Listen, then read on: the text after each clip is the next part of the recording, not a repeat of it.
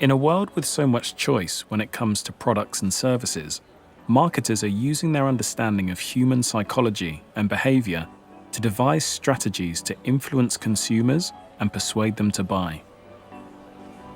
The way supermarkets are laid out reflects this.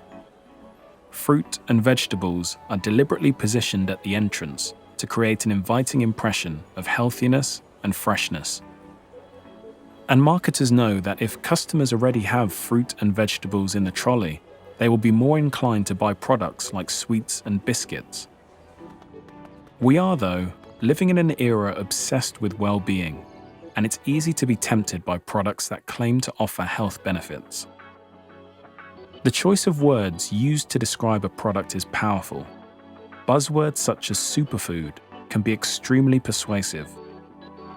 The public certainly buy into the idea of superfoods, and who can blame them? If somebody is waving a food at you and saying, this is the answer to all of your ills, of course you're going to be tempted to try it.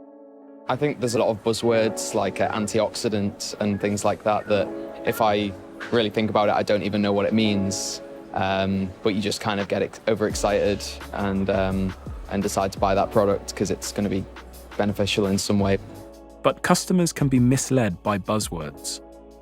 Superfood is a marketing or advertising term. It's not a medical term, and it really has no legal standing. Superfoods will never make a bad diet good. If you've had pie and chips for your tea and you follow that with a bowl of blueberries, the blueberries don't cancel out the salt and the fat that you had in the pie and chips.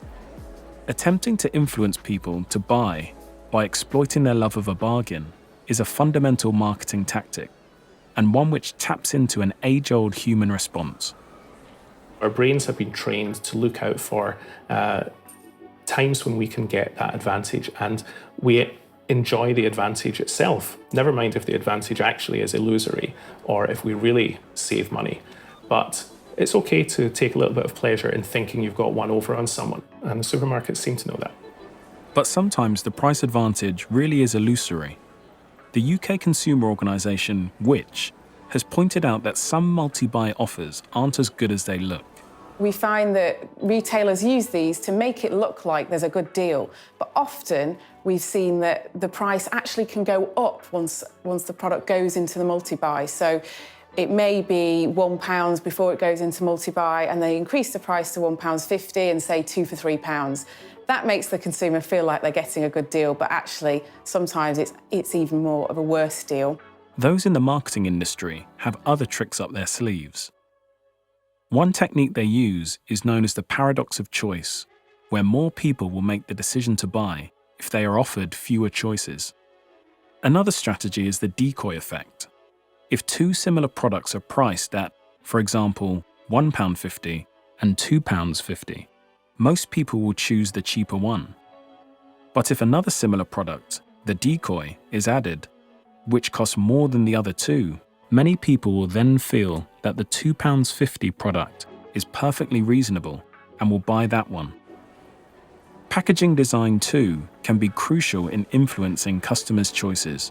For example, in the battle between supermarkets for market share. This customer is shopping for the first time in a discount supermarket, which focuses on own brands.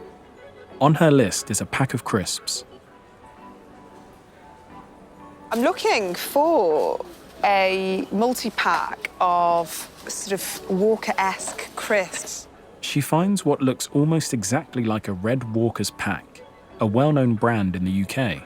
When it comes to brands, discounters have actually been very clever. They've clearly developed products and ranges and lines which look very similar to some of the key products and some of those key traditional brands that we would normally buy.